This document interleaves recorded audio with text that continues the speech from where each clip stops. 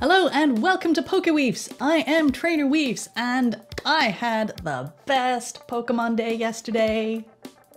Finally decided that with all the ridiculous amounts of Pokemon I've been catching, maybe I should try and power some up and do something challenging? So Nick and I both had X-Raid passes to do Deoxys and we managed to duo it, yes! Only cost me 50 rare candy and 200,000 Stardust, but I did get this guy. And on the way home, I managed to get both Shiny Ponyta and Shiny Cubone. Now those are both released in the game because it is the launch of Ingress Prime, which is a new app for Ingress, which is also made by Niantic.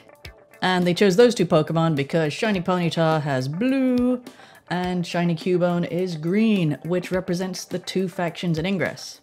You can also see that in the new free t-shirts! Again, you've got blue for the Resistance team, green for Enlightened, and white for people who don't care about Ingress, but actually it's the Ingress logo. So what else has been happening in Pokemon Go recently? Last week we had Gengar Day, hooray! I don't know why I keep waving! Anyway, Gengar Day was another raid day. For 3 hours, every gym that wasn't locked out by an X-Raid had a Gengar raid on it, and there was a chance of getting Shiny Gengar. I managed to do 15 raids and get 0 Gengar, but fortunately Nick got 3, so he traded me one. Aw, isn't he nice? I did, however, manage to get 2 Shiny Pinsir, which were also boosted over the weekend, and that's because there was an event in Taiwan, a Safari Zone event. So for the Safari Zone, they had Relicanth, which is normally the New Zealand regional, and a whole bunch of unknown spawns, and a bunch of other stuff. We also have 2 new Gen 4 Pokemon out this week. First, there's Budew, which is hatchable from 5k eggs. This is the baby form of Roselia, and both of them can be shiny. And in Tier 1 raids, we have Buizel, I think it's pronounced. In addition to that, you can also now get babies from 7k eggs, so those are the Alolan eggs that you get from gifts. If you're getting sick of those Alolan eggs, now you have another reason to get them because the babies can also be shiny. Niantic also released a new feature called Adventure Sync, which you've probably already seen. This synchronizes with either Apple Health or Google Fit, depending on what platform you're on. And most importantly, it lets you track steps while Pokemon Go is closed.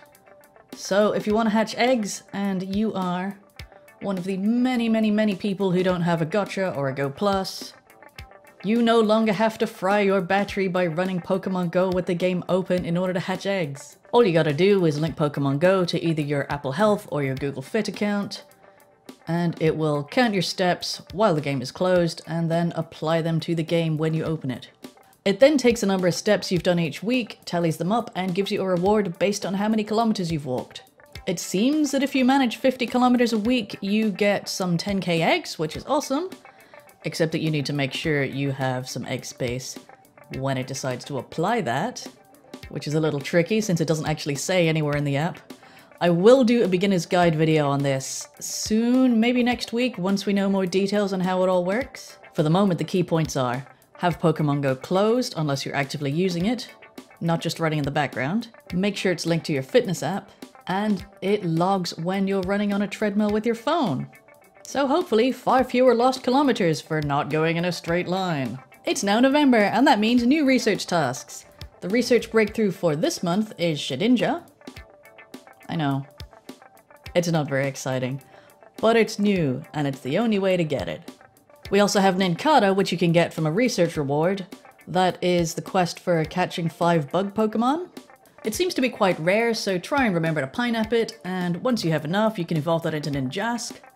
You can't evolve Ninjask into Shedinja, which kind of makes sense, because in the main games, you only get Shedinja from evolving into Ninjask as long as you have space in your battle party. Pokemon Go doesn't seem to have that mechanic, so instead we get it from the research breakthrough.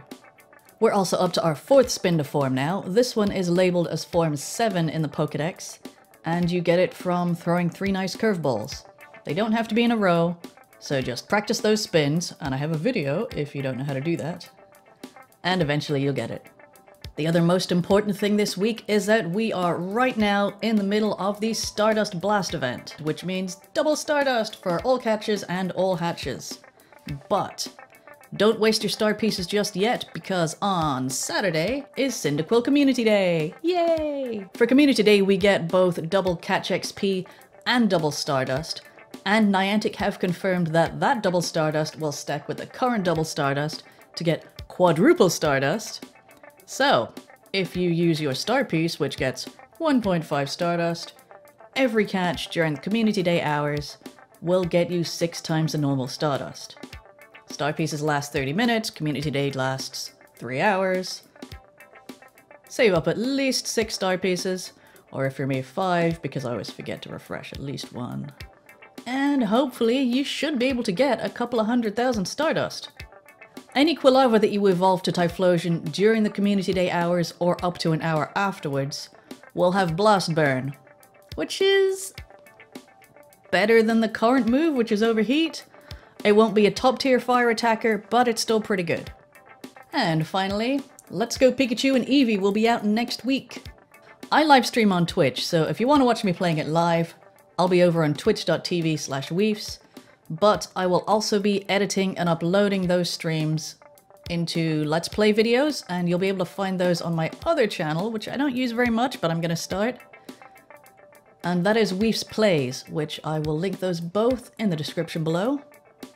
I'll probably also be playing it offline, so I'm going to record those and edit those into YouTube dedicated Let's Plays as well, so by all means, go follow the channel, watch me figure out how to edit Let's Play videos. And I do plan to upload other games onto that channel as well. Anyway, that's all the news for this week. Thank you very much for watching. I'll see you guys next time.